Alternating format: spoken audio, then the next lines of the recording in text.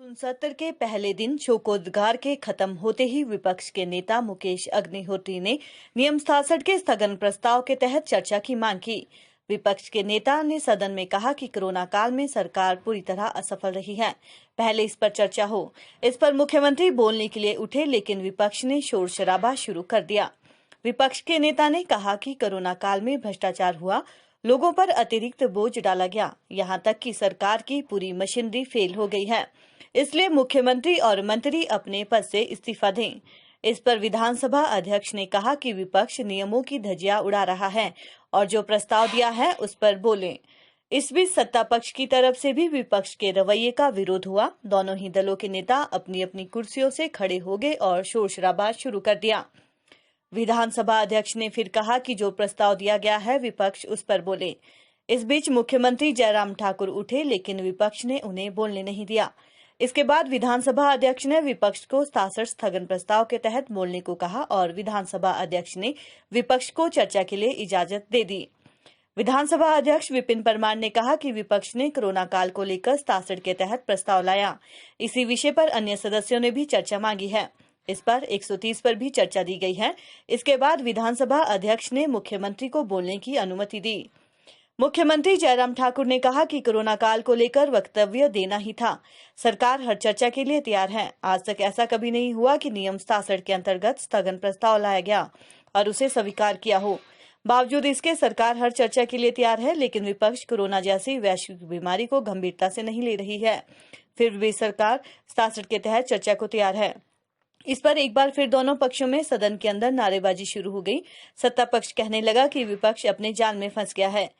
हिमाचल प्रदेश के विश्वसनीय jeweller Bhushan jewellers Solan. इस सरकार ने कोरोना काल में हिमाचल प्रदेश की जनता की मदद के लिए कोई कदम नहीं उठाए और हमने सरकार की कोरोना में नाकामियों के चलते हमने मुख्यमंत्री और उनकी कैबिनेट से, पूरे मंत्रिमंडल से इस्तीफा मांगा विपक्ष ने। और हमारा ये आरोप है कि ये जो हिमाचल प्रदेश के लोगों पर ये टैक्स थोपे गए, जो महंगाई लादी गई, इसमें सिर्फ जयराम ठाकुर ही जिम्मेवार नहीं है, सारे मंत्री इसमें शामिल हैं, क्योंकि कैबिनेट में बैठ के इन्होंने रोजाना अपने लिए जो है योजनाएं बनाई और हिमाचल प्रदेश के जनता के खिलाफ ही इन्होंने जो है बहुत बड़े बड़े फैसले लिए।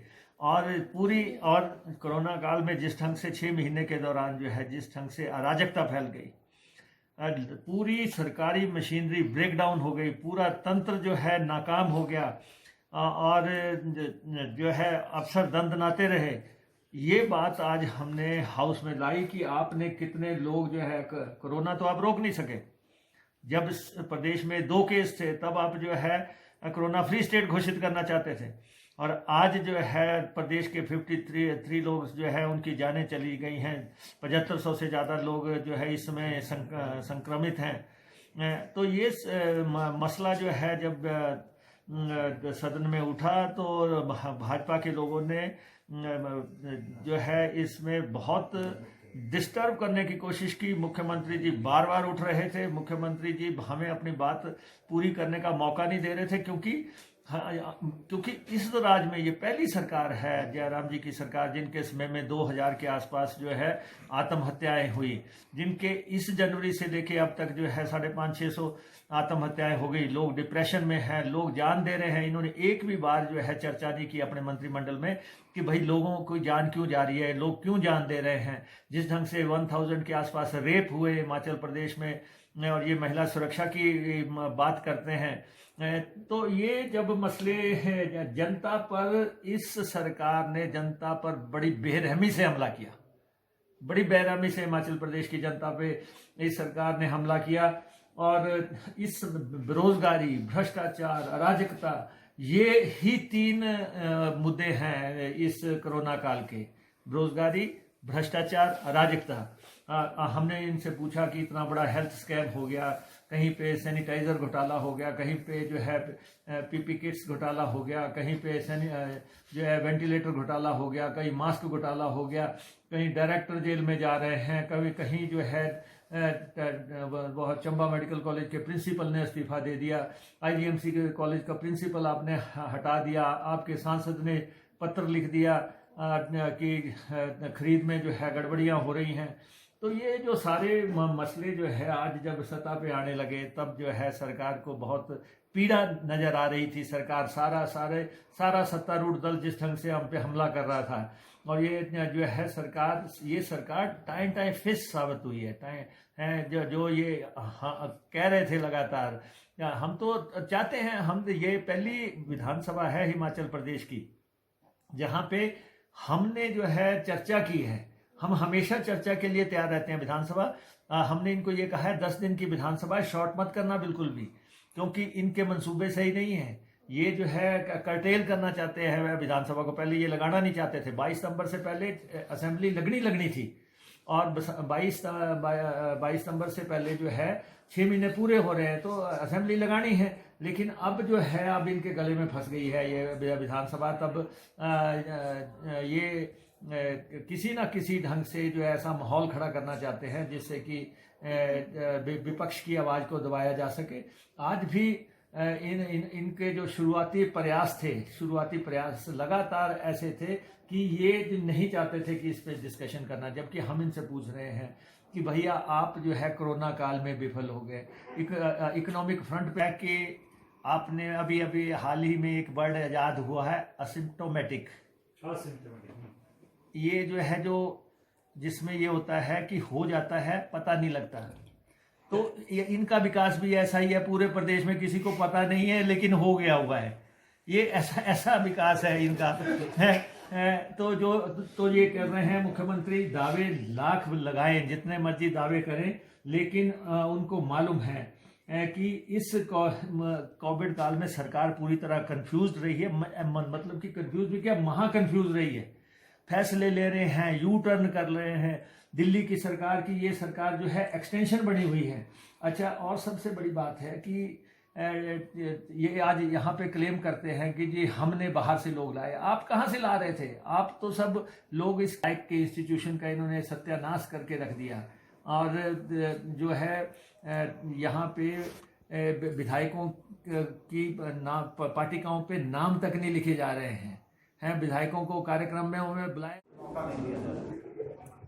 देखिए, पहली बार आप लोगों ने आज इस सत्र में देखा होगा, ऐसी परिस्थिति, विपक्ष की हास्यास्पद परिस्थिति पहले कभी देखने को नहीं मिली। सबसे बड़ी बात कि कोरोना वायरस पर नियम 67 के अंतर्गत नोटिस विपक्ष की ओर से जब प्राप्त हुआ और उस विषय को लेकर के जब हमने सब साथियों से चर्चा की कि ये बहुत महत्व का विषय है, और ऐसी परिस्थिति में अगर गंभीरता से वो इस सारे विषय को उठाना चाहते हैं, इस पर चर्चा करना चाहते हैं, तो सरकार को चर्चा करने में कोई कठिनाई नहीं है, कोई मुश्किल नहीं है। हम चर्चा का अभिनंदन करेंगे, स्वागत करेंगे। और उसी तरह से मुझे भी हिमाचल प्रदेश की विधानसभा के अंदर 23 वर्ष का कार्यकाल हुआ, लेकिन कभी भी नियम 67 के अंतर्गत स्थगन प्रस्ताव सरकार की ओर से स्वीकार नहीं किया गया। हमने विषय की गंभीरता को ध्यान में रखते हुए कि इस पर चर्चा होनी चाहिए, नियम कोई मायने नहीं रखता, इसमें इस सारे विषय को लेकर के चर्चा करनी चाहिए, तो चर्चा करने के लिए अपनी सहमति दी। और स्पीकर साहब ने नियम 67 के सारे प्रावधानों का सम्मान करते हुए चर्चा को अनुमति दी। और विपक्ष उस तरह से सोच रहा था कि हम सिर्फ शोर करेंगे, वॉकआउट करेंगे, हल्ला गुल्ला करेंगे और सिर्फ राजनीतिक मकसद से खबर बनाने की कोशिश करेंगे। वो तैयार ही नहीं थे। इस विषय की गंभीरता को कभी उन्होंने ना इससे पहले समझा और ना ही आज समझा, और परिहास का विषय बन गया, परिहास मजाक का विषय बन गया विपक्ष।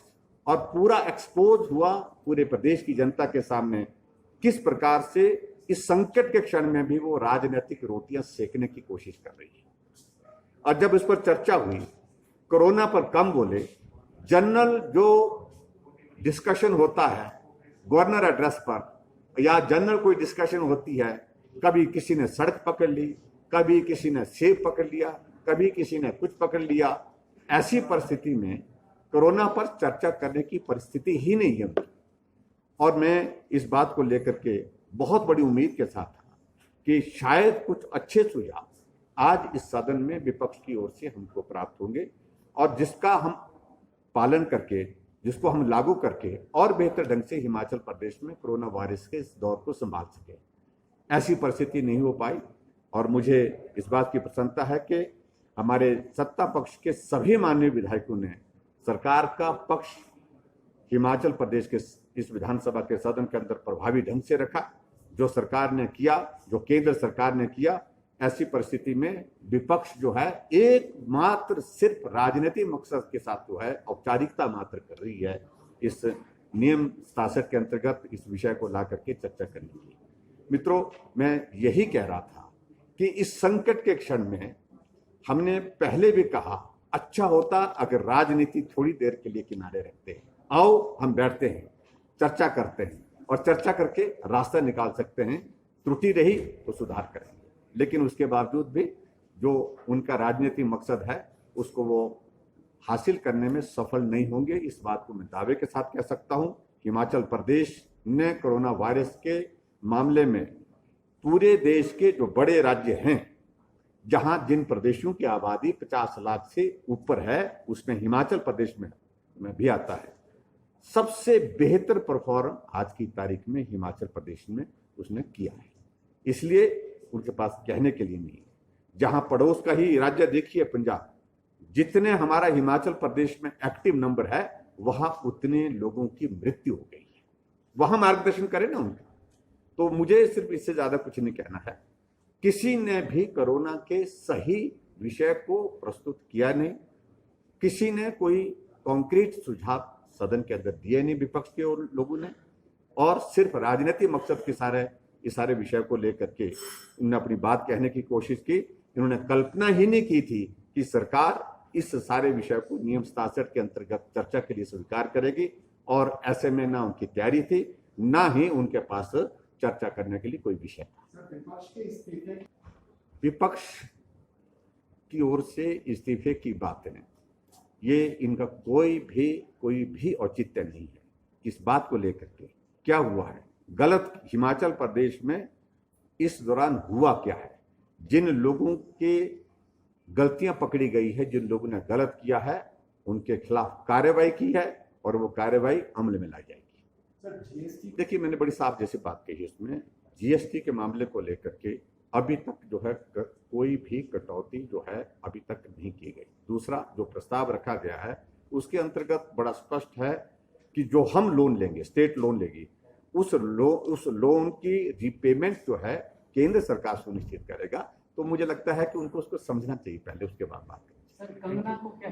देखिए, मैंने पहले भी आज कह दिया है कि कंगना रनावत हिमाचल की बेटी है और हिमाचल का नाम उनने बॉलीवुड में बहुत रोशन किया है।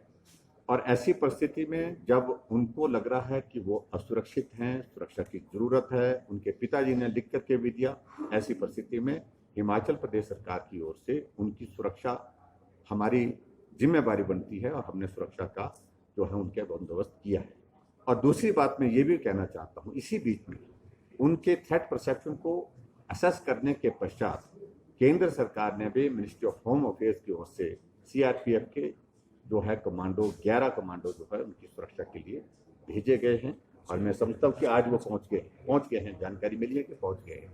तो इसलिए ये हमारी जिम्मेदारी है। और सीआरपीएफ के जवान और खासतौर से जो मिनिस्ट्री ऑफ होम अफेयर्स की ओर से जब इस प्रकार की व्यवस्था दी जाती है तो वो पूरे देश के लिए लागू होती है। कहीं भी देश में अगर वो जाएंगे उनके लिए ये सुरक्षा उपलब्ध रहेगी। जहां हमारा विषय है, स्टेट के अंदर हमारी सुरक्षा की जो जरूरत है, उनको देने की जो जरूरत है, उसको हम पूरा करेंगे। Thank you please. Thank you.